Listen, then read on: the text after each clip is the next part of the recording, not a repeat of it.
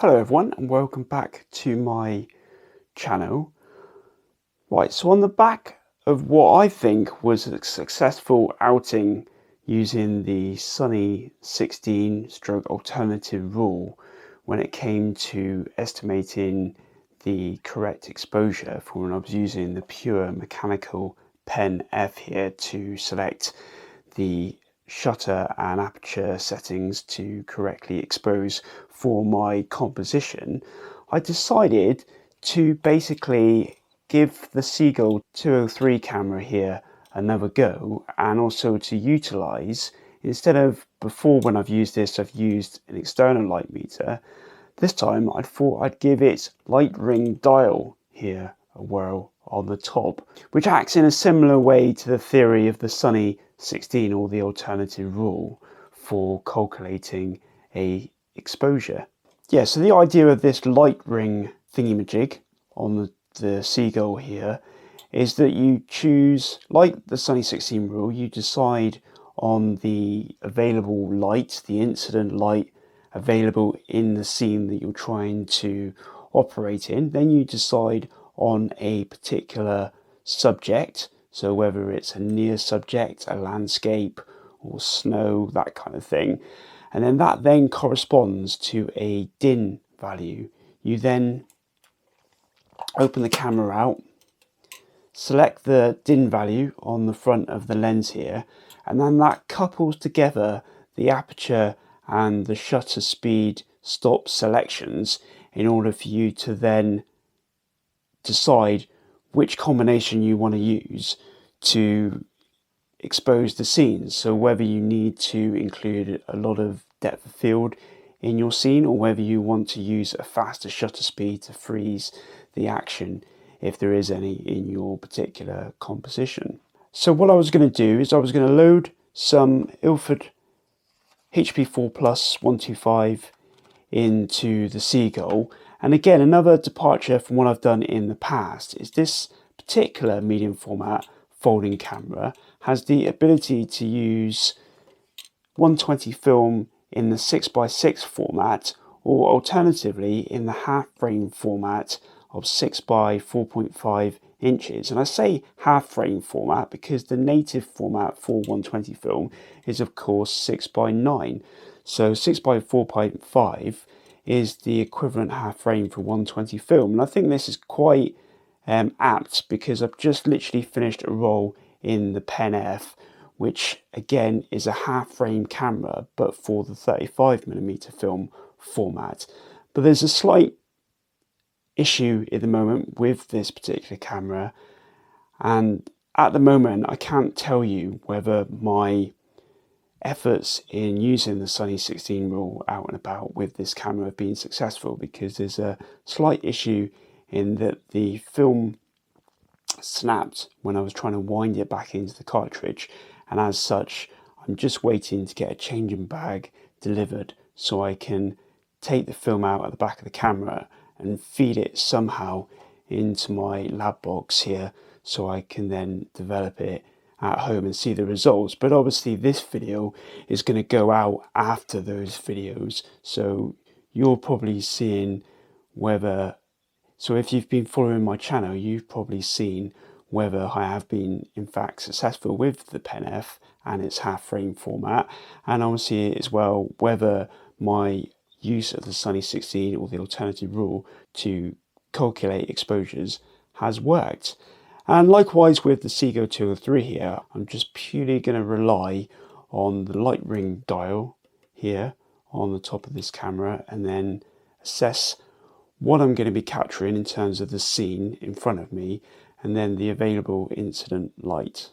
So again, if you've been following my channel, I think this is about the third video I've done with the Seagull. I pitted it against another folding camera in the past, the Boulder Mess Baltics, and as such, as I prefer so far the results from the Boulder Baltics camera, despite the fact that it's got a much smaller viewfinder and it doesn't have the ability to do 6x4.5 inch exposures, nor does it have a light value ring meter on the top. But for me, the results of the bolder images far surpass, I think, that I've managed to achieve so far with the Seagull. The Seagull really seems to struggle, I find, in bright light.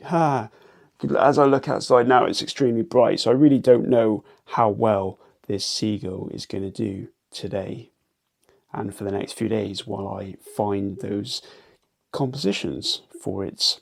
So unless the results this time really blow me away, this will probably be my last video with the Seagull, and I'll probably look to sell it on and just keep the bolder, because I find that does produce some really nice images, and I'm be really interested in the future to do another video comparing the output of that bolder Mesh Boldix camera against my Yashica twin lens reflex camera. Just before I put some film into this camera, I just thought I'd give you some examples of the light ring meter here in action, because I think as well I looked at it before and it was kind of all a little bit double Dutch to me, but since I've tried to embrace the Sunny 16 and the alternative rule for calculating exposures without a light meter, which is quite a liberating experience, just you and the camera, the available light, and then just assessing the light and the shutter and aperture selections that you need to compose your scene. And when I then look back at the light ring meter on the Seagull, it actually started to make sense in how it worked. You select the DIN, and I'll do that in a minute, and then that couples together a series of aperture and shutter speed selections available to you based on the limitation that the shutter speed, or the fastest shutter speed this camera can do, is 1/300th of a second, which is quite slow in modern terms. I think even this Pen-F that I've used went up to 1/500th of a second. So it is quite a slow, fast shutter speed for this particular camera. And it has as well got a widest aperture of f3.5. So obviously the combinations have to fit within the shutter speed and aperture for your chosen compositions. So let's just pick an example here. So looking at the weather today, because obviously I'm going to be out there in a minute, I would say it's quite a bit hazy. So it's not like completely blue sky, but it is still quite bright. So I'm just going to go for I'll just shove it up to the camera here. There's like let me just go forward. So there's like a clear sun with a quadrant of red, and that marks the one down from pure sun. So that just represents sunny with cloud. So that's probably the selection I'm going to be using today, or using for this example. Anyway, and then let's say I want to shoot a landscape. I've set the ISO, or the ASA of the film, at 100, because that's the closest I can get to 125 on the Ilford FP4 Plus here. So then then the arrow here on the light meter points to a DIN of 14. So if I then select here on this ring here, there we go. So it's on 14 now, so I'm not sure whether you'll be able to see that. That then tells me the combinations available for me are 1/300th of a second at f8, 1/25th of a second with an aperture of f11, 1/60th of a second with an aperture of f16, and 1/30th of a second with an aperture of f22. And all those shutter speed aperture combinations are all broadly the same, in that you have a narrower aperture but a larger amount of time that the shutter is open, or a wider aperture with a smaller amount of time that the shutter is open. So they all correspond to the same, according to that DIN of 14. So that's how that works. So because you're limited to 1/300th of a second, that's why you can't have an aperture wider than f8. So let's go with that. f8, 1/300th of a second. So then cock the shutter, and then you basically use the rangefinder then, which is coupled. So you line up the two images that you see in the rangefinder, and then you depress the shutter. There we go. It's a really nice shutter on this one. And it's got a double exposure prevention, so you need to wind it on, is a little bit temperamental, and that you have to just, even if you see a little bit of red in that window, you just have to move the winder on a little bit just to clear it before it will allow you to fire. Right, so then let's just pick a different light kind of symbol just to show you the difference. So let's say it's a rainy day today and I'm shooting a near subject, so like people. Although I'm not sure I would take this camera out in the wet. So let's change that to the shade actually, because maybe I'm in the shade under a bit of cover, but it's still quite rainy. So that then gives me a din of 8. So again, you would just move the din number down here. It does say in the instructions that you might have to move the shutter dial on to allow you to select some of the din ranges. So there we go. So now I've selected a din of 8 on the front dial here. That then tells me that it's going to be quite challenging to shoot, because even with the aperture wide open, I'm still at a shutter speed of 1/30th of a second, and then it gets even worse. It goes down to f4 with a shutter speed of 1/15th of a second. And if you've watched my video on the Seagull before, you'll know that the slow shutter speeds are a little bit unreliable, so I probably wouldn't be able to shoot in that situation. I'd probably leave it at that f3.5, 1/30th of a second, and maybe even put it onto a tripod in this situation, because the light of where I'm shooting in the rain, in the shade, I just don't think I would get a sharp image from that. So let's just go to a less severe kind of weather. So let's just go for an overcast kind of day, shooting a near subject. That gives me a din of 11. So let's change it to 11 on the front dial. So that's down now, set at 11 from a din, and that gives me a bit more latitude for my selections. So basically I can shoot wide open f3.5 at 1/300th of a second, and then again they're coupled, so all of the subsequent combinations all equate to the same stop selection, in that they'll either let more light in or they'll have a narrower aperture in order to give you the depth of field that you want for your subject, or whether you want to freeze some kind of action in your subject. So likewise, you can go down, because I'd probably only go down to about 1/60th of a second handheld with this camera, as I have done in the past. So that would give me an aperture of about f8 in 1/60th of a second. Maybe even an aperture of f5.6, because this scale is not the best. I think it's an aperture of 5.6 over 1/60th of a second in a overcast, close subject kind of composition. So hopefully from that you can see that it does give you, as long as you trust that and assuming the results do turn out alright, it does help liberate you from using a light meter, and you can just literally go out with this alone to capture what you want to capture.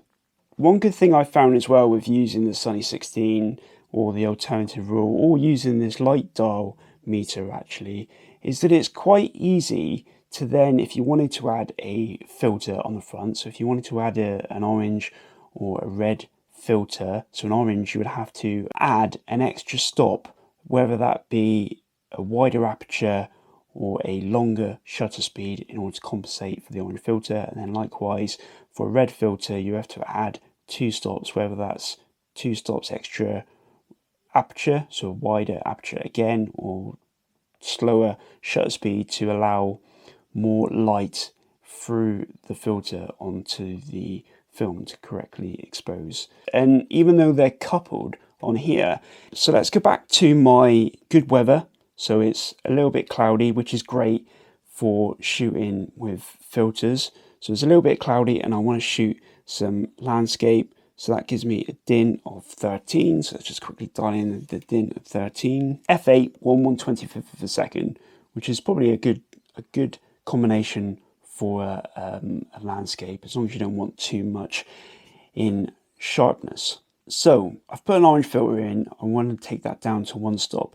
The problem with using the light value ring here is that it couples the shutter speed and the aperture ring together, and you only need to add 1 stop in one of those selections. So what you can do with this camera, so you can almost decouple the shutter speed from the aperture, so you can then reduce the speed down to 1/60th, so that's adding 1 stop of extra light to account for the orange filter.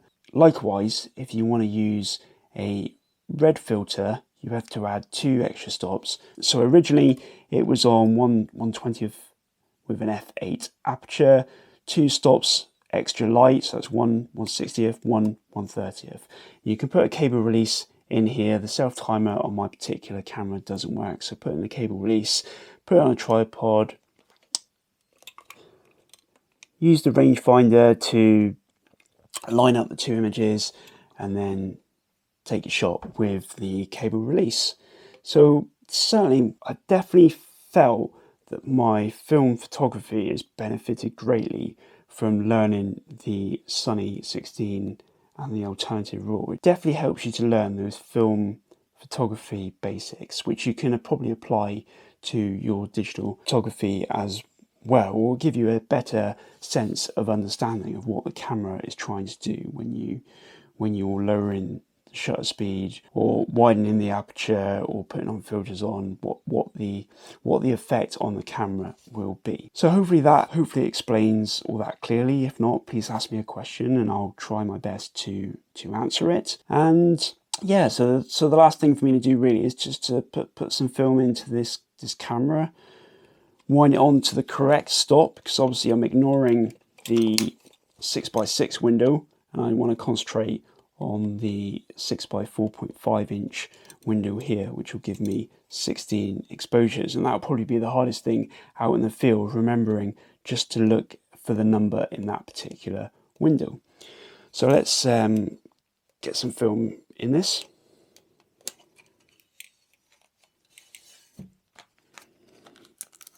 Some fresh film.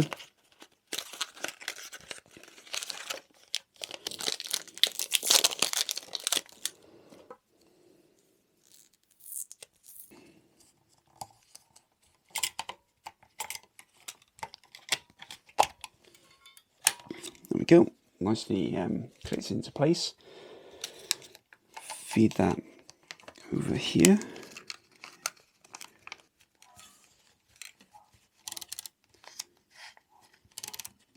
There's a star mark, so I'll close the lid, open up the window, and then struggle to see the numbers. Then wind on. There we go, that's number 1. Gone a little bit past it, but hopefully that should be okay. So close the thing. So yeah, double exposure protection indicator is black, so that's now ready for me to use out in the field. So I wasn't going to talk any more out in the field. I was just going to probably just put up a montage now of the B-roll to help give you a sense of the composition and the light available, and then I will put up the images as and when they appear in the montage, along with the settings that I dial into the camera to help you get a sense of whether you think using this light value ring meter on the Seagull 203 is a reliable method of shooting film. So as always, I'll be really grateful for any comments or feedback that you may have. Please put them in the comments below. So thanks for watching. Bye for now. Right, so just before I put up the images, I thought I would just talk about a specific issue that I had right at the start of capturing the images that you're just about to see. And basically, you saw me earlier, I loaded the film all into the camera. I wound on the film so that you can see 1 in this window down here. But then when I was walking out to take the images, I realized that I'd forgotten to put the camera into a configuration that it would expose images onto the film within a 6 by 4.5 inch frame, because obviously this by default is a 6 by 6 camera, and in order for it just to expose for 6 by 4.5, you have to flip over the masks which are built in to the camera, because else you would overlap all your images. And thankfully what I managed to do is I managed to go somewhere quite dark, open up the back of the camera, and then what I managed to do is basically take the spool out of each side of the camera, and then this then allowed the mask here to flip around. So I did that, put that side back in, lifted up this side, flip that around. So here now you can see, if I hold that there, now you can see it's got the two masks either side of the frame in position. So that then allowed me to go out and shoot 16 exposures with this camera. What I should have probably done at the start is I probably should have just held on to the film here a little bit and wound on a little bit here, just to add a little bit of tension in the back of the film, because I found that caused at least the first couple exposures not to sit entirely flat along the back of the camera. But it didn't. Thankfully it sorted itself out by about 2 or 3 exposures into the roll of film. And even though not a new issue, I'll just put up this image here. When I finished the roll, I still noticed that images were almost coming out a bit too hazy. They took quite a bit of work in post to get a baseline position in which I could then work and do the equivalent of dodging and burning in Lightroom to get the image to where I wanted it to be. And finally as well, I knew as well that the lens was a little bit dirty, but I wasn't entirely sure how dirty it was. So I took this picture here after I'd obviously finished this roll, and as you can see, it's pretty dirty inside the lens and what looks like to be fungus growing quite well in behind the lens. So I probably won't use this camera again until I can work out how I can clear or clean the lens. But other than that, I'm really happy with the majority of images that actually came out of this camera. There were a couple that didn't quite work out, and I'll include them all into the montage which is just coming up, and I'll put some notes beside each one to basically explain what I think went wrong. Anyway, I hope you enjoy them. Here they are.